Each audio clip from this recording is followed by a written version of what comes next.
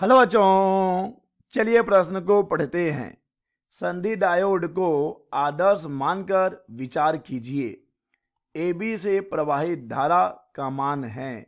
दिए गए विकल्प हैं ए 10 के घात में -2 एम्पियर, बी 10 के घात में -3 एम्पियर, सी 10 के घात में -1 एम्पियर या फिर डी 0 एम्पियर। चलिए सबसे पहले हम लिख लेंगे मूल अवधारणा जिस पर कि यह प्रश्न आधारित है। यह प्रश्न आधारित है पीएन संधि डायोड पर।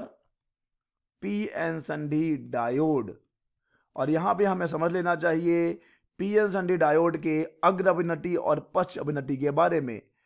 बच्चों, जब हम पीएन संधि डायोड के पी क्षेत्र को बैटरी के धन सिरे से और एन क्षेत्र को बैटरी के ऋण सिरे से जोड़ते हैं, तब हम कहते हैं कि डायोड है अग्र अभिनति में।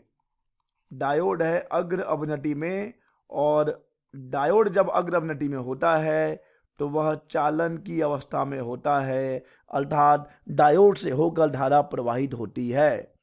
परंतु बच्चों, जब हम डायोड के पी क्षेत्र को यानी कि पी सिरे को बैटरी के ऋण सिरे से जोड़ दें और एन को बैटरी के धन सिरे से जोड़ दें, तब बच्चों यह हो जाता है पश्च अभिनति में। पश्च अभिनति, और इस स्थिति में डायोड से होकर धारा प्रवाहित नहीं होती है। चलिए प्रश्न को हल करते हैं। प्रश्न में एक डायोड दिया गया है और हम देख सकते हैं कि डायोड का जो पी सिरा है बच्चों, डायोड के पी सिरे को हमने +4 यानी कि धनात्मक विभव पर रखा है। पी को हमने धनात्मक विभव पर रखा है और एन को हमने ऋणात्मक विभव पर रखा है। अतः बच्चों यहां पर हमारा डायोड चालन की अवस्था में है, अतः उससे होकर धारा प्रवाहित होगी।